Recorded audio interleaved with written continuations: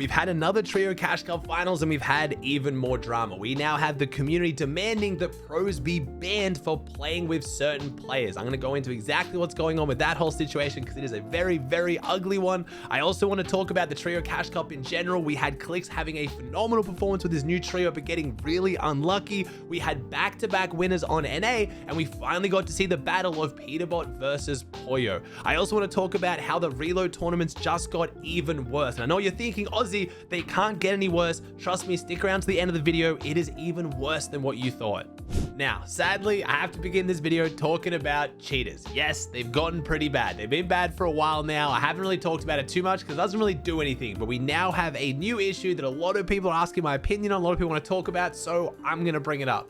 It is the idea that we have a lot of pros playing with people who they know are cheaters because they know that unless the cheater gets banned, they get paid out. But if the cheater gets banned, they don't get banned. So they might as well queue with them and see what happens. There's been happening a lot recently, and now it's led pros to tweets like this, where they're just straight up asking for cheaters to play with, or they're making DMs like looking for really, really good aimers on NA. I don't care if you haven't played a lot of tournaments in the past, like trying to be a bit more subtle. Now, I'm guessing most of these tweets are jokes, but we've now had a lot of pros play with people who have been accused a lot of cheating, but that's the thing. They've been accused of cheating. They haven't actually been banned, and that's where a lot of the issues come from. And again, it's a gray area where I don't really think there's any right answer. Like, a lot of people are saying that if you play with a cheater and the cheater gets banned, you should be banned. And that's obviously terrible because a lot of people won't know if the person they're playing with is cheating. Yeah, you might think their aim's a bit suspicious, or how do you know there was a player there? But you don't really actually know they're cheating. And we have cases in the past, like we had when Kez got banned mid FNCS, and Nanolite and Sizlucky were genuinely stunned. They had no idea they were playing with a cheater. It even happened to Jerian. Jerian was playing with someone who he was so positive wasn't cheating. He even used his reputation and made videos to try to get him unbanned, and turns out he was playing with a cheater. Sometimes you just don't know. So I don't think that's the solution, just going and banning people when a cheater gets banned. But there is an issue with pros playing with people who, you know, have really, really good aim, doing 5,000 damage, and have never played a single other tournament. Obviously, that is a little bit strange. Why would a pro give someone a chance who's played so few events? But when it comes to situations like Herc, you probably saw Herc was a guy who came out of nowhere. He's been playing for a while now, but he's been doing really well. He queued up with Queasy, and a lot of people were giving Queasy a bunch of flack for this and saying, you know, you're playing with a cheater, but he did well in that tournament. Nothing happened. He did well in another tournament. Nothing happened. He wasn't getting banned. Then he queued up with Cooper for trios. He ended up getting banned the next day after qualifying, and now a lot of people are, you know, directing a lot of hate at Cooper and a lot of other pros.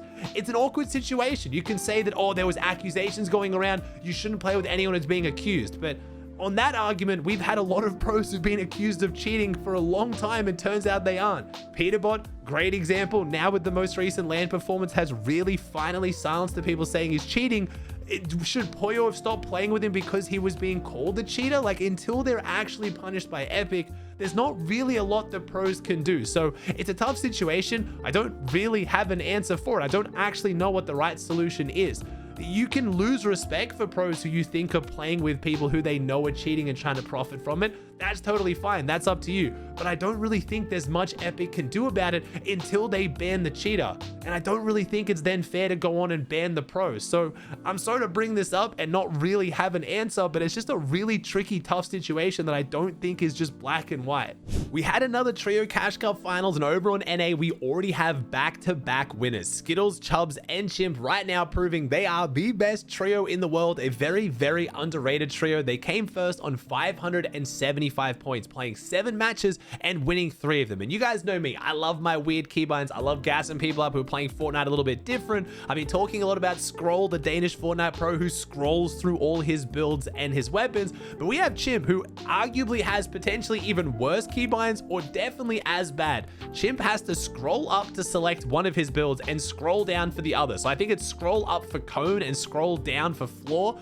It is absolutely terrible, which means he has no scroll wheel reset. He has has no scroll wheel pickup, and while he's building and playing like this, he has to keep scrolling up and down select. It is a nightmare, and I want that to be hope for you guys who maybe don't have the best keybinds or the best setup, that you can still be as good as some of these guys that are not all playing on optimal keybinds, best setup, zero ping, any of that. They're making the best with what they have. I don't know why he hasn't changed those keybinds yet, but it's still working. Now, they did just beat out Rapid, Pollo, and Bolt. I was kind of cheering Pollo on in this tournament. A lot of people want to see Pollo do well after getting dropped by a Peterbot, prove that he is just as good, and he was obviously the reason why they did well. He didn't just get carried by Peterbot, and we had a neck-and-neck race throughout the entire tournament between Pollo and Peterbot. It'd be Pollo in first, then Peterbot, then Pollo, then Peterbot. It was super exciting, but right at the very end, Cold, Peterbot, and Booger did not get into their last game. Now, this affected other teams like Clicks, Oliver OG. It was a bit unfortunate. A lot of these guys were in queue for about 6 minutes and still didn't get a game. And I know that seems unfair. A lot of people complaining about this, but it is one of the things you have to consider with this tournament format. It's not set lobbies. It's 198 teams. The last queue is always going to be quite long. And if you want to risk it, if you want to gamble, trying to get as many points as you can right up to the end, get out of the game and try to go in again, you're going to run the risk of not getting into the game altogether. I will point out though, the difference is so small. Clicks won their last game that Skittles was in. Skittles' team came third. That extra 1 minute that they got out earlier is the difference between them getting a game and Clicks doesn't. It's really unfortunate just how this format goes. I love seeing this format. Honestly, I find it so fun to watch. I'm guessing going forward, the Trio Cash Cups probably will finish in a set lobby because it makes more sense for the main competitive game mode that we're building up towards FNCS. But right now, there's no FNCS. It makes sense just to have a fun Cash Cup that's stacked, but it's not as serious as a set lobby. So I understand why Epic's doing it, but it does lead to some issues like this where you could maybe argue that if a team got a little bit luckier, they could have won the tournament. I will point out though, Peterbot had a point average of about 60. They had about 62 point average per game. So if they got the same game that they performed for the rest of the tournament in their last game, they still wouldn't have beat Skittles' team. They are playing phenomenally well right now. Now remember, this is coming off the back of the drama last week with Booger getting dropped, which ended up not happening. The team is still playing together. They're still performing very well. They could have won this Cash Cup. We also saw the showing of some new trios. We had Dukes, Acorn, and Kanata come in 7th place overall, playing phenomenally well. We had Batman, Booger, Iomzo, and Sphinx coming in 3rd. They played extremely well as well. Like I said, Clicks, Muzz, and Rise were a bit unlucky. They didn't get that last queue as well, which put them from 4th. I know, funny enough, all the way down to 14th, which did suck a little bit for them. They still made the money. Also, I want to give a shout out to Pink, Kiro, and Thomas HD, an EU trio coming top 10 on NA. We did have the return of Mero into trios, Mero playing with Bryce and Scissor, a very underrated trio, and they finished in the top 8 as well. It was a super exciting tournament. It was really fun to watch. The Fortnite update hasn't really had much of an effect on the trio meta. No one's really running the broomsticks. No one's really running the chainsaws. So it was very similar to last week, but it was extremely fun. I do want to mention this siphon, this week's current siphon, 75 health over time.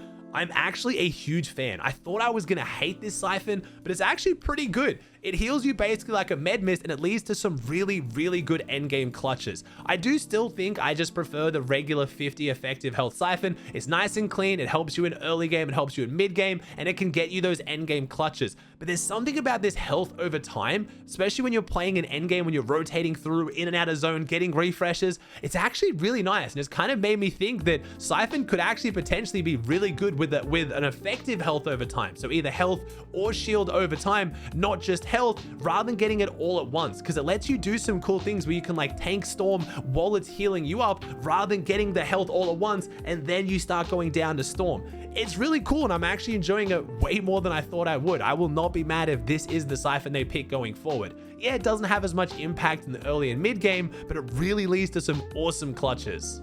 Moving on over to EU, we had iDrop, Della, and Marius winning it all. Now, you're probably thinking, why was Marius not playing with Mr. Savage and Mongrel? Well, Mr. Savage and Mongrel decided to go away for this week. They're taking a week off. They're resting up. Marius, trying out with a brand new trio, ends up winning finals. Now, you got to remember, Marius hasn't even made the finals the last 2 weeks with Mongrel. Savage plays with a different team and wins it. I'm not about to try and say, oh, it's because Mongrel and Savage are terrible at showing their wash. They should quit.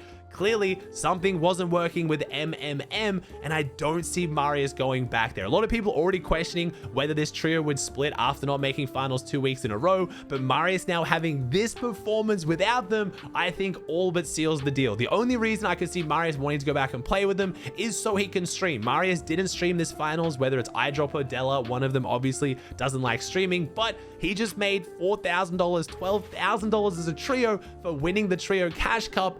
I think he's pretty much okay not streaming it. I'm guessing he's going to stick with a team that he's winning finals with rather than the team he's not. Again, I'm not using this as an example to say Mongol and Savage are terrible. Sometimes it just doesn't work. We've already seen a bunch of different trios who have done really, really poorly, picked up one new player, and they do phenomenal. It's not that one player, it's just how trios works. A lot of it is around communication, teamwork, coordination, and MMM just wasn't working. We'll see. Maybe they're still going to play together, but a lot of people speculating they are going to split up. Now, they did only just win this tournament by 3 points. There was only a couple eliminations in it to Vico, Chap, and Flixie, who are looking extremely dominant. This is one of the first trios to form on EU. They got a lot of attention, a lot of hype, and they did very, very well. Then we had Pablo, Kiro, and Bevies, a very underrated team in third. I love seeing Pablo and Bevies still playing together years later. We had Ping, Wox, and Malabuka in fourth. Ping and Wox have been doing really, really well right now in duos and trios. It's really cool seeing some of these new players come into, you know, the top tier of the vanguard of EU.